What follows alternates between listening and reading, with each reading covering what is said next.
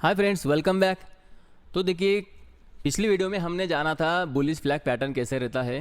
तो bullish flag में क्या होता है आपको बताया, थोड़ा रिपीट कर लेता हूँ। बुलिश फ्लैग में होता है कि ये बॉटम के पास से बाउंस करता है और डब्ल्यू पैटर्न कंप्लीट होने के बाद में ही ये पैटर्न आता है, जो कि दर्शाता है कि जो आपका अप ट्रेंड शुरू हुआ है वो कंटिन्यू रहने वाला है। ये इंडिकेशन करता है आपका बुलिश फ्लैग पैटर्न।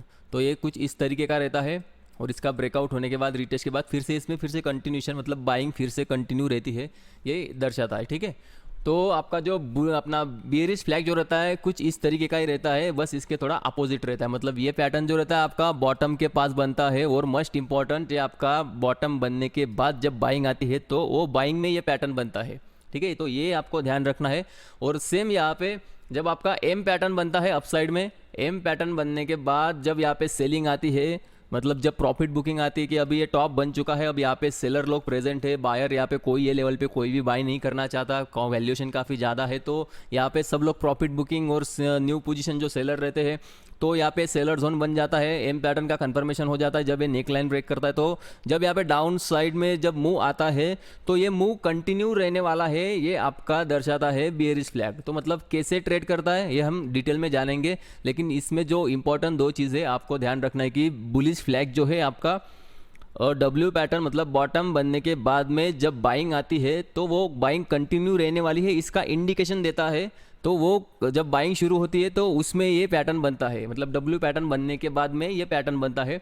और सेम यहाँ पे एम पैटर्न जो है, एम पैटर्न आपका जब टॉप बन जाता है तो टॉप बनने के बाद में जो मार्केट में प्रॉफिट बुकिंग या गिरावट आने वाली है तो उसको कंटिन्यू, जो गिरावट है वो कंटिन्यू रहने वाली है, ये आपका बेयरिश फ्लैग दर्शाता है।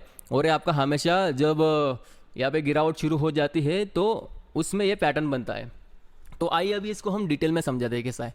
तो सपोज यहाँ पे अभी मार्केट ने टॉप बना लिया, मार्केट डाउन साइड से ऐसे थोड़ा एक बुलिश अपना जो बुलिश मार्केट था, तो उसके बाद में मार्केट यहाँ पे आया और ये आपका बन गया टॉप। यहाँ पे सेलर प्रेजेंट है, यहाँ पे बायर जोन था और यहाँ पे अभी सेलर जोन है। तो यहाँ पे सेल करने वाले हैं सब, यहाँ पे बाय करने वाला कम है और सेल करने वाले ज़्यादा है, तो यहाँ पे सेलर हावी है।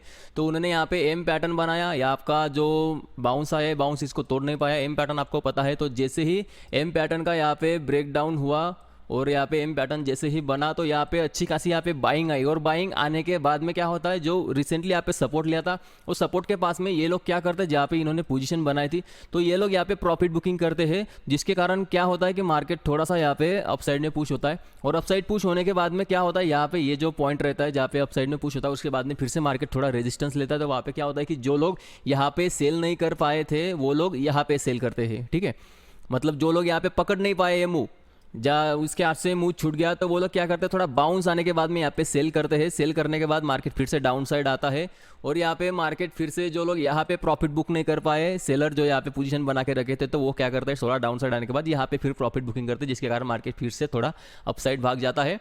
फिर यहाँ पे क्या होता है, जो लोग यहाँ पे भी सेल नहीं कर पाए थे, मतलब यहाँ पे तो नहीं कर पाए, यहाँ पे भी नहीं कर पाए, तो वो लोग यहाँ पे सेल करते हैं, जिसके कारण फिर से मार्केट डाउन साइड आता है। और ये जो पैटर्न बनता है, ये पैटर्न में क्या होता है कि जो इंट्राडे ट्रेडर्स और जो स्कैल्पर्स रहते हैं तो ये आइडेंटिफाई कर लेते हैं इस पैटर्न को और ये सपोर्ट और रेजिस्टेंस मार्क करके यहाँ पे हाई क्वांटिटी में स्कैल्पिंग करते हैं, जिसके कारण ये पैटर्न ऐसे बनता है। और ये पैटर्न बनने के बाद में ये पैटर्न का यहाँ पे जैसे ही यहाँ पे ब्रेकडाउन होता है, ब्रेकडाउन होने के बाद ये हल्का सा अगर रिटेस्ट करने आता है तो यहाँ पे रिटेस्ट होने के बाद फिर से अगर ये डाउन साइड ये जो यहाँ पे सपोर्ट लिया था इसको अगर फिर से ब्रेक करता है तो ये पैटर्न यहाँ पे फिर से कंटिन्यू रह सकता है, ये कंटिन्यू रहता ही है।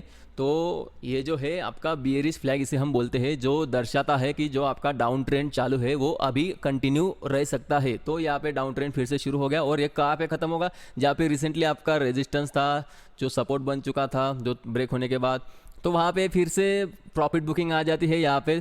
तो प्रॉफिट बुकिंग आने के बाद फिर से जैसा यहाँ पे साइकिल हुआ, सेम साइकिल यहाँ पे रिपीट होता है। प्रॉफिट बुकिंग आती है, फिर जो लोग यहाँ पे सेल नहीं कर पाए फिर वो यहाँ पे आके फिर से सेल करते हैं, फिर डाउन साइड मार्केट आता है, फिर जो लोग यहाँ पे प्रॉफिट बुक नहीं कर पाए वो लोग फिर से यहाँ पे प्रॉफिट बुक करते हैं, फिर से मार्केट अपसाइड भाग जाता है, फिर जो लोग यहाँ पे भी सेल नहीं कर पाए, यहाँ पे भी सेल नहीं कर पाए, वो लोग यहाँ पे सेल करते हैं।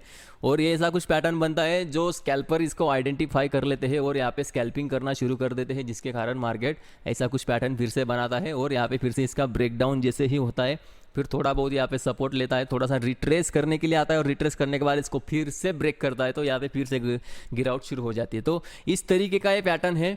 काफ़ी इंटरेस्टिंग पैटर्न है। तो मार्केट इस तरीके से ही डाउन साइड होता है। तो हमें ध्यान क्या रखना है, ये जो पैटर्न है ये पैटर्न कब बनता है, जब आपका ट्रेंड कंफर्म हो चुका हो कि टॉप पे अभी टॉप बन चुका है और अभी डाउन ट्रेंड शुरू होने वाला है। तो ये डाउन ट्रेंड शुरू होने के बाद ये डाउन ट्रेंड कंटिन्यू रहने वाला है।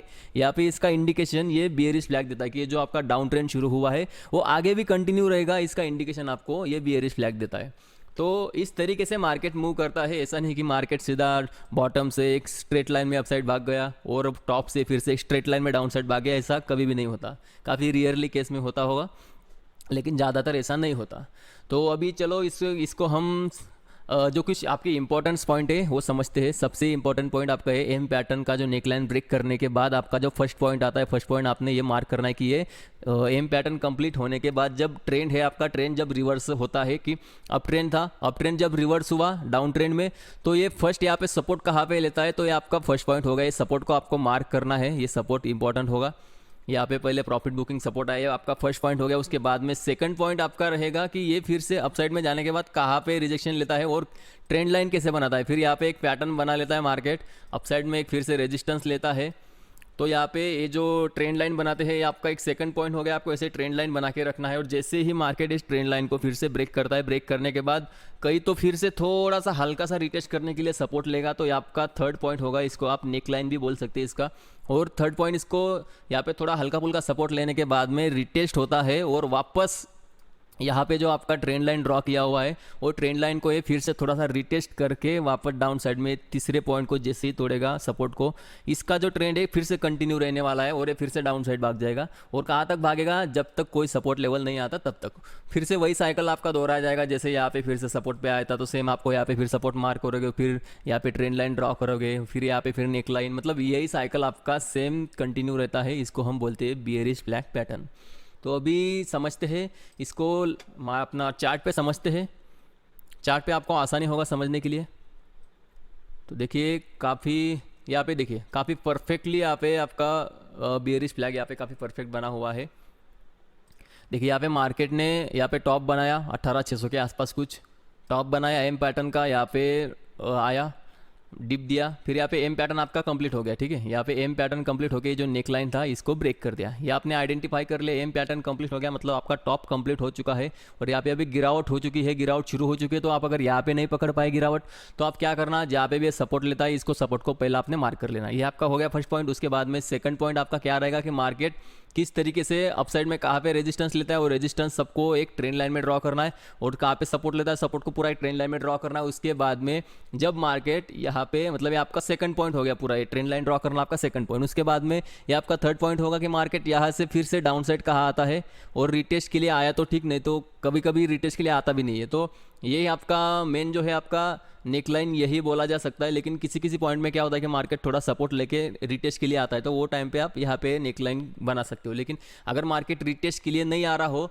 तो आप यहाँ पे इसी को नेकलाइन मान सकते हो, जो आपका ये डाउन साइड का ट्रेंड लाइन है उसी को आप नेकलाइन मान के चल सकते हो। तो फिर यहाँ पे देखिए आपको कितना अच्छा खासा टारगेट मिल जाता है। देखो फिर से डाउन साइड पुश हो गया, क्योंकि जैसे ही इसने इसको ब्रेक किया मार्केट ने ये वाले को, तो सेम यहाँ पे फिर से डाउन साइड आ गया। फिर यहाँ पे देखिए फिर से एक हल्का फुल्का यहाँ पे फिर से एक flag and fall bearish flag यहाँ पे फिर से बना। मतलब यहाँ पे क्या प्रॉफिट बुकिंग हुई, फिर मार्केट ने वही सेम यहाँ पे अपना फ्लैग पैटर्न बनाया, फिर इसका भी ब्रेकडाउन दे दिया, फिर डाउन साइड पुश हो गया। तो देखा जाए तो ये यहाँ से अगर कोई मिस कर दिया हो यहाँ पे सेल करना, तो वो क्या करता है यहाँ पे सेल करता है। मतलब जैसे ये पैटर्न कंप्लीट होने के बाद में ये पैटर्न बनेगा, तो क्या होता है अगर कोई यहाँ पे मिस कर दिया है सेल करना, ये पैटर्न कंप्लीट होने के बाद अगर कोई यहाँ पे मिस कर दिया तो वो क्या करेगा, यहाँ पे सेल करेगा।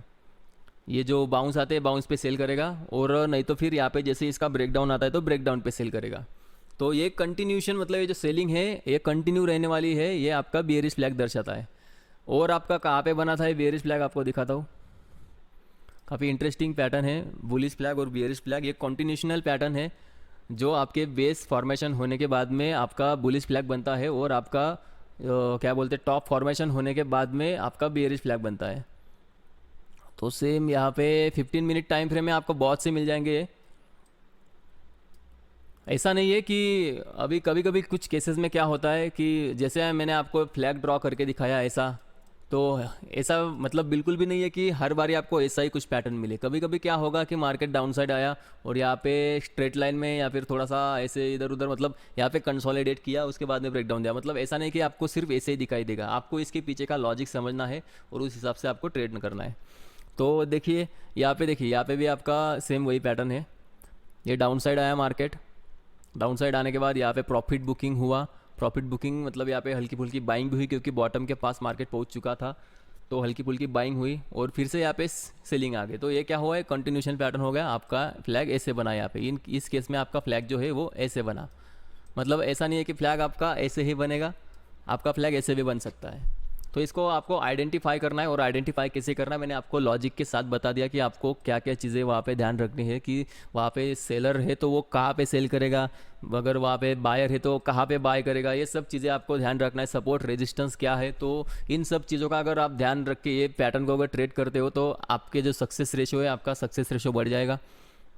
बाकी और देखिए कहाँ पे है, ये हमेशा टॉप पे ही बनेगा, मतलब टॉप बनने के बाद ही बनेगा। अभी देखिए यहाँ पे भी बना हुआ है, बस आइडेंटिफाई करना है आपको। यहाँ पे इसका ये पोल बन चुका, ठीक है। ये पोल बनने के बाद यहाँ पे सपोर्ट और थोड़ा सा यहाँ पे कंसोलिडेट किया और इसके बाद में इसको फिर से ब्रेकडाउन हो गया, ठीक है। ये भी अच्छा खासा यहाँ पे देखिए अभी क्या बना। अब तक आपने क्या देखा था कि फ्लैग पैटर्न जो है ऐसे ट्रेंड लाइन रहते, तो ज़रूरी नहीं है कि ऐसा ही हो, ठीक है, बिल्कुल भी ज़रूरी नहीं है। अभी यहाँ पे देखिए कैसे बना, यहाँ पे ऐसे बना हुआ है, देखा आपने, मतलब ऐसे बना हुआ है, यहाँ पे ऐसे पैटर्न बना हुआ है, तो हो सकता है ऐसा भी बने। तो ऐसा कुछ ज़रूरी नहीं कि ऐसा ही पैटर्न बने, बस आपको इसके पीछे का लॉजिक समझना है और लॉजिक समझ के आप इसको ट्रेड कर सकते हो। तो जैसे ही यहाँ पे इसको ब्रेक किया, रिटेस्ट भी किया और अच्छी खासी ऐसे डाउन साइड भी मिल गई। तो ये है आपका बियरिश फ्लैग पैटर्न, काफ़ी अच्छा पैटर्न है। डाउन ट्रेंड में जब शुरू होता है डाउन ट्रेंड तो उसमें ये काम करता है। तो ठीक है, आज के लिए बस इतना ही, मिलते हैं अपने नेक्स्ट वीडियो में।